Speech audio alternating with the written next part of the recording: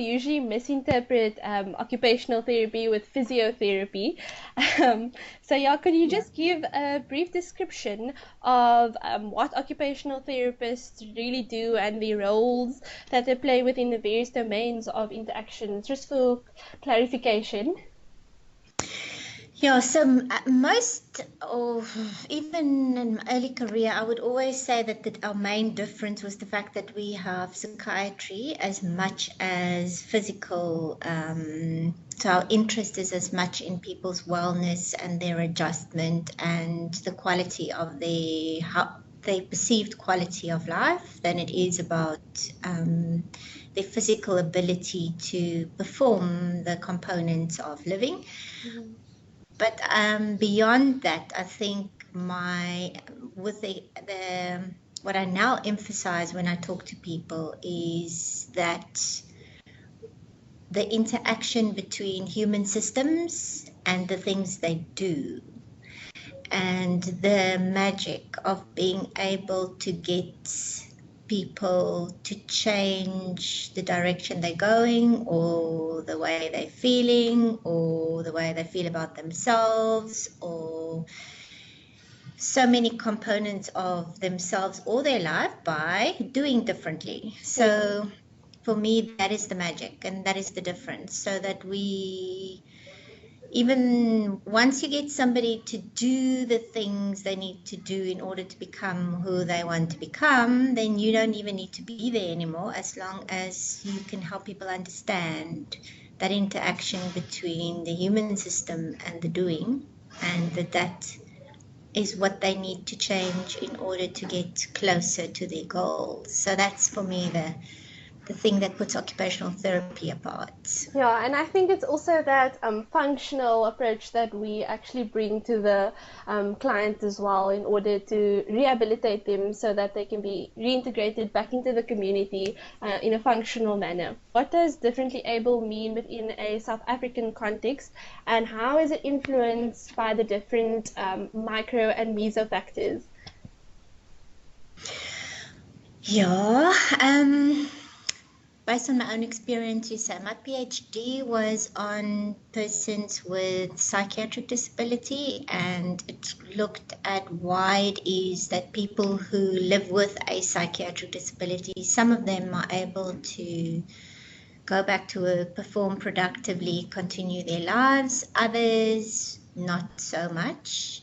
And Mhm. it did not seem to have anything to do with the severity or the types of symptoms that they were having. And Okay. so that for me is really important, that sometimes people can have a condition that we would consider severe, and yet they're able to continue with the what we call occupations, the activities of daily living in the Yeah. way they would like to.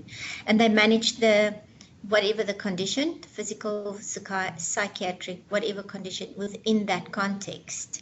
Other people seem to be unable to continue if there's an illness, a condition, a problem that occurs. And that was what, so that's always been my interest in what is it about human beings and their ability to continue doing things, and how does that differ between different people. Now again, I'm going to tell you that finance, social, psychological, all of these things we talk about is the same Oh. in terms of, they're not the same. What I mean is it's the same, that some people um, tend to be able to, facing the same set of circumstances, are able to find a way around it, Yeah. whereas other people might not. So for me, it's about the how well and again, when I talk to people, talk about humans as human systems, I don't mean it in any derogatory way or Yes. in a mechanical way. What I mean to say is that we open to the influences of the environments we live in. We're open to opportunities we have to be able to do things, and when we do those things, then the human, not just the knowledge and the experience they have, but also the way in which they are shaped by the doing, because doing is often done with other people. So it is so difficult then to predict or try and control or how this happens. But the one thing that I can tell you, that within a South African context, we have to focus much more on the opportunities people have for doing and the quality of the opportunities that we give human systems to be able to develop and thrive. And I look for it outside of health much more than I look for it within health. Yeah. Because we in health context, even people with a chronic illness, the time that you spend within a health facility is such a small component of your life. But you live in a home with spaces around that allow certain things, that will press for certain types of activities and that will withhold certain activities. It will press for certain social connections and it will withhold others. And it's in that environment that we will develop as occupational beings. Now, many of us obviously leave home to either go to school or you go to work. So you don't spend most of your time at home. Now, for those people, then the school opportunities or the work opportunities become exactly the same thing. That it's really important that the quality of opportunity that human systems have to engage with is what we need to focus on. So if you look at occupational therapy within South Africa, and of course South African opportunities having been so different for different people based on race groups, language groups, finance, so although initially race, but now still language groupings, where people live, what they can afford, where they go, the quality of occupational opportunities are shaped by those environmental factors. And if you believe that human systems become who they are and develop through that interaction with their human and non-human environment, through the opportunities they have for doing, then it's really important that those opportunities for doing need to be looked at. So that's when we have policies from housing, then my question is always, if you look at housing that we in South Africa, if we offer housing, I'm all for these new integrated ways in which there's a little bit of low-cost housing, medium, and then upper level in one community, so that there are opportunities for people to develop and move from the one to the other. Oh, yes. And there are social opportunities for children to interact across the socioeconomic barrier. But also the way these communities are just planned. There's play space, there's safe spaces, there's opportunity to be outside, etc., etc. Compare that with the old RDP systems and structures where there was no space, there's no play area, there's no putting a human system in that context to grow up is so different from putting a human system to grow up in a context where there's integration, stimulation, and opportunities for development. And so for me, it actually brings it back to the environmental context that also influences the human being and the way they function within the environment. Absolutely. And then even opportunities to create income or be economically active. So again, from where the housing that are the types of housing, in my mind, it already should, again, offer opportunities for economic activity. There should at least be space for people to be able to close by. If you're inclined to do something entrepreneurial, there should be a space for you to be able to do that. Not have to travel 30 kilometers for you as if you're a startup to have to go and do something elsewhere. So I think we just need to think about the things people do, the things people need to do in order for them to develop to the best of their potential according to what they themselves identify as their needs. But we need to create the environments in such a way that it allows for that. Yeah, but isn't it also very difficult to create that environment due to the overpopulation in South Africa? I do think that sometimes, I mean, the examples I've just used, the previously the RDP, what was called RDP Yeah. houses, you have a certain amount of money, you have a certain amount of land, and you have the rands to be able to do something. So Yes. now, if you use the same money and the same land, but you plan it differently and with a different mix, with different socioeconomic levels on one piece of land, Yeah. then it's just planned differently, but the outcome is different. Yes, that makes complete sense. And then also with regards to looking at things such as the developed context, there are certain similarities and differences as opposed to the developing context. Could you elaborate more on what it means to be differently abled within a developing context? For example, such as Belgium? Sure, I've only been in Belgium once. Yeah, but I anything do. that's in the developing context, really.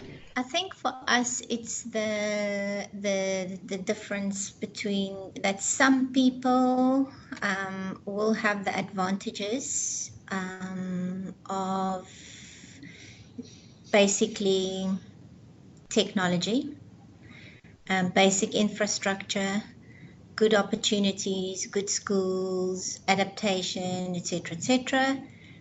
But the majority of the people won't. Yeah. And that is the main difference. We don't have that.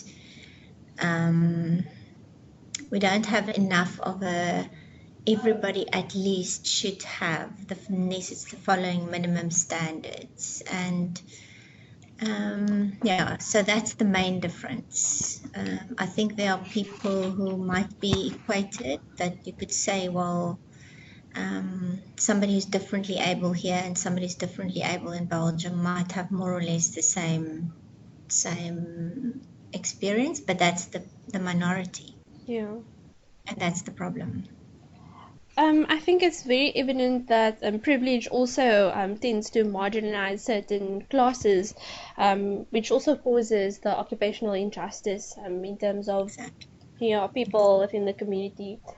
So the next question is, what impact would any of these types of privileges have on differently abled persons? So a key example would be your prosthetic arm. So certain people might have access to it, whereas others don't necessarily have access. Yeah, for me, I think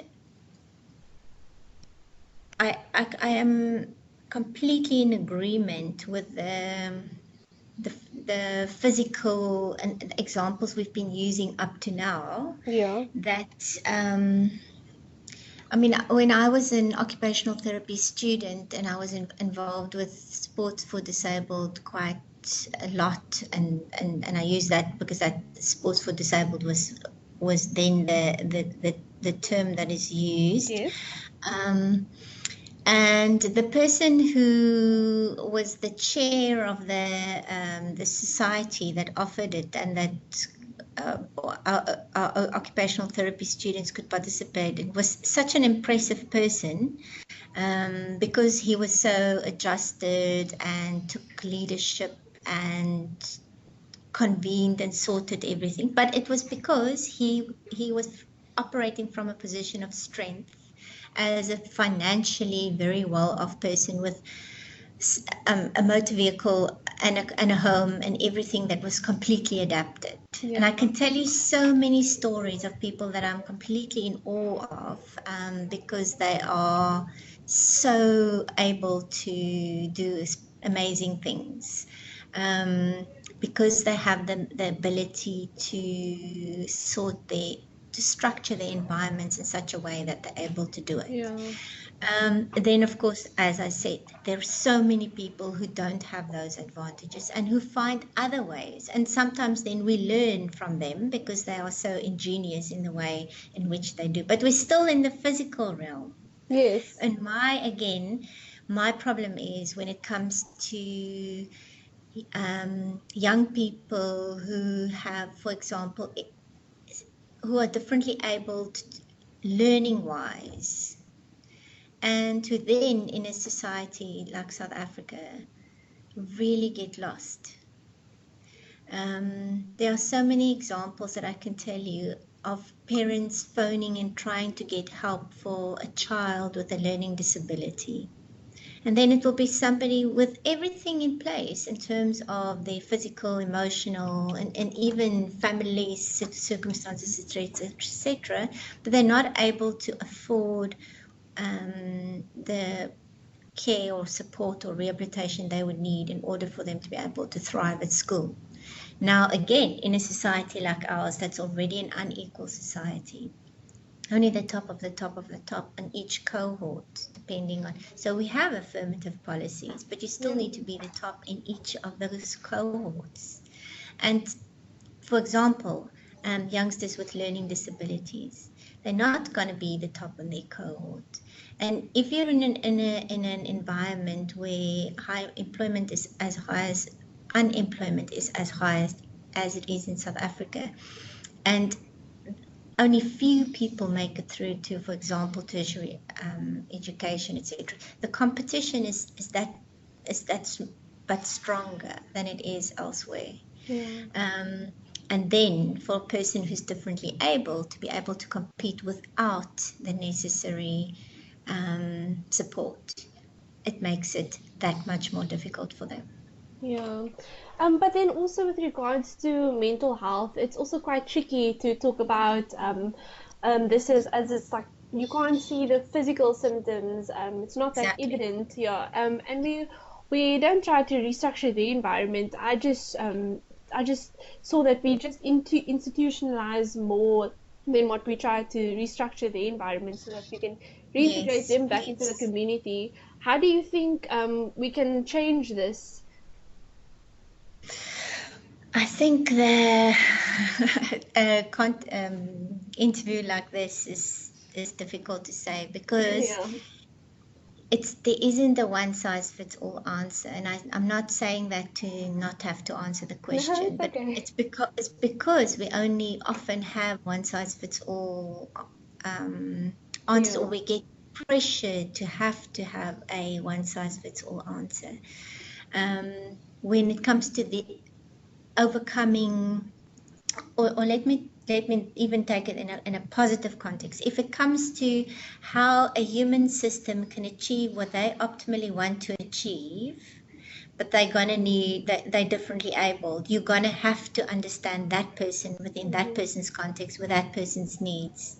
And sometimes the solution can be a really small one, and one that's not even costly, Yeah. but you still need to be able to do that. And again, back to our school system, sometimes for that one child to learn in a particular way, it won't even cost anything. But because the teacher has 40 children in the class Yeah. and has to achieve certain things by a certain level under a certain amount of pressure, they're not even allowed, or they're not able to do that. So, okay, the question you're asking, what should we do? It depends on the problem. We need to find really good solutions that are contextually relevant for particular problems and help people problem solve Yeah. around that, I think. And I think it's very important to have occupational therapy perspectives because we take into account the client-centeredness of the individual. And as you said, it's not a one-size-fits-all answer or system that we can implement. Absolutely. So, on more positive light, what are the potential advantages of being differently abled? Yeah, the immediate one that comes to mind is, and it might sound like one of these every cloud has silver lining type sayings, but it's having done research in my PhD, talking to people, half of them it clearly stated that there was advantage for them in being diagnosed with a psychiatric impairment. I found it Okay. really surprising the number of people who will say, I'm seeing what's happened to me as a blessing in some ways. Not, of course, they understand the negatives and talk about that a lot, but they're also able to see how being in a position where I think where you're not mainstream society or part of mainstream society, you don't behave, think, react unconsciously. So because you in some way differently able, have different needs, people are conscientized to appreciate what it is they need, to put things in place to make things happen. And it also makes them think and look differently at people around them.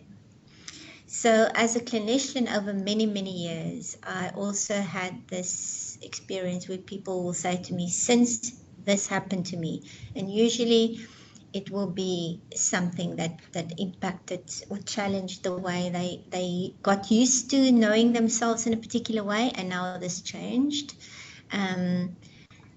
They tend to take that position of being more reflective, re-evaluating priorities, re-evaluating relationships, reconnecting with people that they had in their environment in different ways. And sometimes they also have, and they make changes to the environment, to their occupations, the way they do things, how much of it they do. The priority is really important in terms of saying, spending more time on what they believe to be the essence, doing more things that they find meaningful and less that they just, so they take more of an appraising, is this worth the energy, effort and time that I'm putting into it? So I think that is definitely an advantage. And again, I mean, it's more psychiatry type. But I've then, of also course, with witnessed different that in my technologies. Sorry? I said I also witnessed that in my clinical setting. For some, they are very resilient, and to a certain extent, they are happier, as they're more free from any social constructs. And that's what I've seen within my clinical settings, within the psychiatric departments. Yeah. Yes, and you find that people, the quality of their relationships sometimes improve, and also their ability to be an empathetic, Yeah. sensitive, caring, supportive, any of those. So sometimes they're better life partners, they're better parents, or as children, they're more tolerant of people around them, just because they have to connect with challenges and suffering, often suffering. Yeah. And so I think they are definitely, I don't think any human system just when they confront illness, injury, difficult life situations, you don't end up going through it without it shaping who you're becoming. And if people can have support to make sense of these things, then it will, sometimes they will take from it something that in future they will use constructively rather than the other way around.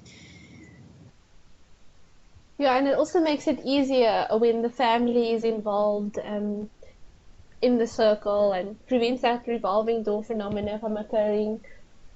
Yes, absolutely. And then the last question is, what is technology's impact on the concept of being differently abled? As you see that we are continuously witnessing the fast-paced progression of technology, like you mentioned, your colleague with the robotic hand. Yeah, I mean, We used to be occupational therapists only concerned in some ways with people who are um, they're because of disability, because of whatever reasons, they need to be almost brought to the level of normal, although I don't like saying that, but that's like there's certain aspects of your usually physical performance that needs to be enhanced in order for you to be able to achieve norm, that kind of. And then there's the social model of disability, which says, no, whoever you are with your ability to do, we need to have this environment that is allowing people to participate on an equal playing field, which I really buy into. But what we're now looking at is that technology will enhance those who use it, their ability beyond what we have considered to be norms. So you get this thing almost where like superhuman. workers might all be manual laborers. I mean, when I say workers, I mean, in my mind, I'm now thinking manual laborers might insist on working with exoskeletons in future because that will increase their endurance and their strength, and they can do much more manual labor than without it. So what does that then mean for companies who can't afford it, or manual laborers who have to work without that? So in a way, maybe what we'll find is that we're already used to factories with precision work is no longer done by humans. And I think increasingly what we'll find is that a human being out there will need some form of technology to enhance their ability in order to make them competitive. Now, that's something we have not begun to understand as a profession, what that would mean and what the implications will then be. If normal is now being seen to be the level at which the ones that are left behind is at, rather than. Wow. And I'm totally exaggerating here, No, I but totally just to understand. explain, what I mean is that, maybe, we need to start looking into what that could mean if technology becomes. And we will have the developments. My question is, how widespread will it be? Because I live in South Africa, where there are good schools, not everybody has them. There are this great technology, most people don't have access. We don't have access. So what will it do to that gap that we already have?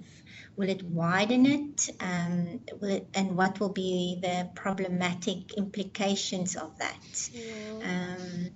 When some have access to this technology that might really assist them, and others don't, because I can't see that it's going to be affordable.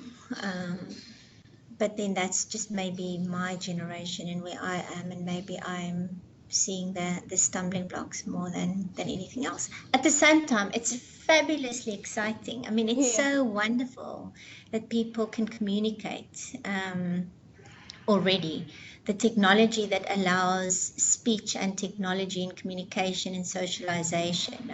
I've listened to a presentation at the last OTAR conference, and the participant could speak with an electronic voice through a computer because she lost her voice when she was 18, or lost speech. She has no speech, but she can answer questions. Takes a little bit longer, but I don't have to tell you those stories. So in terms of the communication field, it's already making such a difference. But then communication technology, we all can just use, okay? So we're all benefiting from it.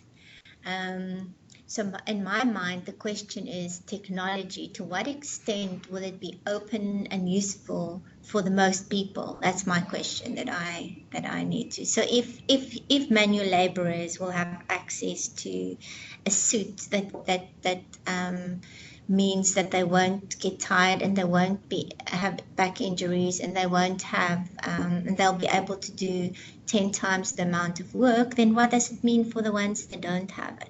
Yeah. You see, those are my questions in terms of how, when we move forward. I was So just as OTs, I think those are the questions we need to start pondering. Yeah, I was just thinking of an example with regards to cars. So back in when it was just created, it was extremely expensive and only elite could have access to it. But then as the years progressed, cars became cheaper and more affordable for people. So most people have cars now, but there are still an elite few that also does not have cars. So I think there will always be that marginalization of specific classes of people.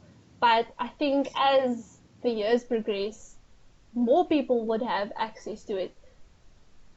Don't you Yeah, think? and we Yeah. already have that thing now, whereas when we as occupational therapists do a driving assessment, then so you have a 68-year-old with a certain profile in terms of maybe a post-stroke, and you could say, well, if your car has the following, if it helps you to stay in the lanes, and because that, and it has certain helps you to stop in time, so then you can drive. So it basically means if you have a good expensive car, which is almost towards the range that is towards self-driving, or at least offering good assistance, then you can drive. But the next 68-year-old with the same pattern who drives an old car, is not allowed to drive because the lane keeping is not going to assist. So we're already looking at that, so Yeah. what does that then mean again for the future? um, because you're right, you're saying at some point, but our next reality is self-driving cars and what that means for Yeah. people. And then nobody needs it. Do we still need driver's licenses? What it will mean for people with cerebral palsy or any other, epilepsy, Yeah. conditions that currently exclude people from being able to drive, or Blind people as well. blind people, will they be allowed to drive, or not? What does that mean? And for us, I think as a profession, those are the questions. The cars are already available. I mean, they are driving themselves already. So Yeah. but I don't know that we've done the thinking and the research we need to do. Yeah, I think it's a lot to be discussed. Many questions that are Yes, raised. yes, yes, yes, yes. So currently we are still seeing, well, we still identify people that are differently abled as disabled, that stigma attached Mm. to disabilities. So in the next 100 years, do you think with the increased artificial intelligence and cyborgs, do you think that we'll still have the notion of disabled? I think I think we will, because I don't think people will be able to afford the technology that Yeah. that we. So again, like I'm saying, as we're sitting here, in fact, the car that my husband bought, if we lived in another country and it can be a self-driving car. Oh wow. It can't be a self-driving car in our context because we don't yet have the whole environmental infrastructure for it Yeah. to function in that way. So, but then beyond that, um, when will people in South Africa all have enough money to buy the technology that you're going to need for a self-driving car? Now, I realize that the technology will become cheaper and smaller models of cars and will be more readily available and accessible as many more now have GPS. But when in our context, and then we have to think Zimbabwe, and we have to think Namibia, and we have to think you see what I'm saying? Yeah. Um, we live in a context that we can't say that in Belgium, yes, probably very soon. And when I say very soon, I don't mean this year or next year. I mean in the foreseeable future. Yeah.